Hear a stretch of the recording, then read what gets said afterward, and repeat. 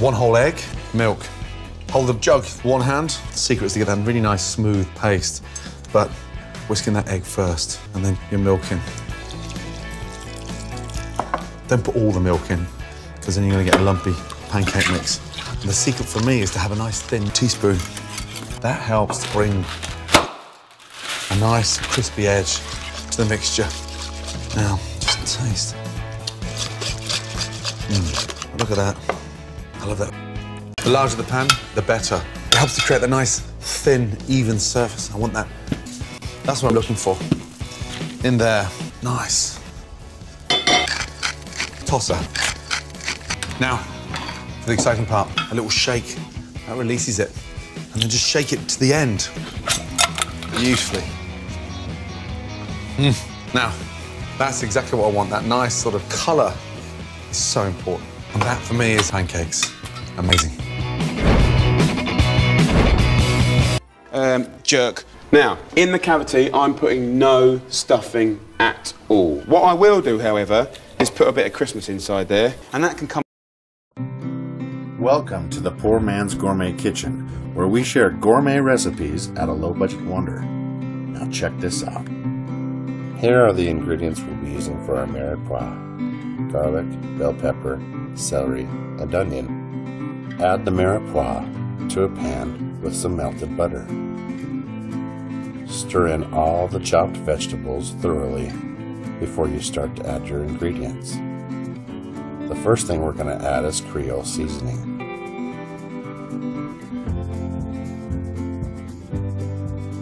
This will be our main seasoning ingredient for our Cajun etouffee. I like to add some actual Cajun seasoning. Just a pinch of that will do the trick. Once again, we're stirring it in and incorporating all the seasoning with the mirepoix. This will infuse all the flavors you're looking for your etouffee. Now, we're going to be adding a roux, which is just melted butter and flour.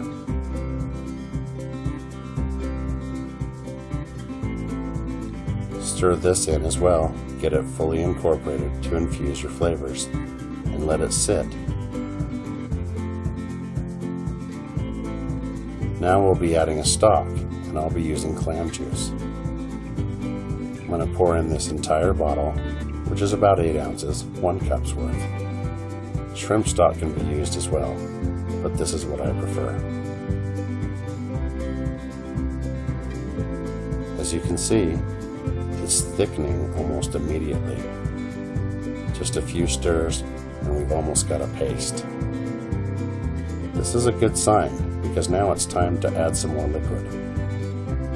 And now we're going to add a couple cups worth of chicken bouillon or chicken stock.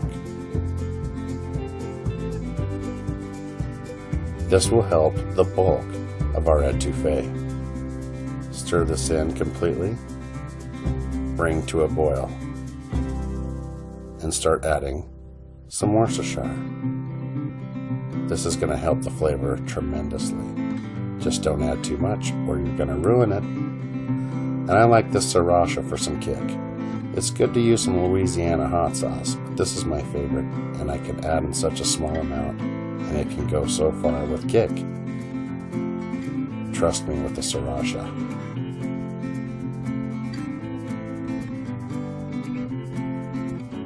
Now, as you can see, we've got it fully incorporated. It's a good time to taste it and see how our flavor's doing.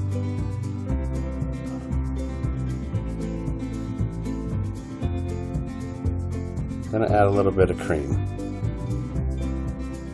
Now traditionally this doesn't go in there, but I'm making a lighter etouffee and the cream's going to help it a lot.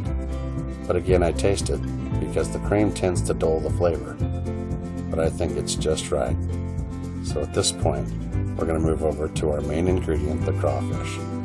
But we're going to season the crawfish before we add it, and I'm seasoning it with some of the Creole seasoning. Mix that thoroughly and make sure it's completely incorporated. Back to the stove, we're going to add some bay leaves and let those soak in as it boils. And now we'll add our crawfish.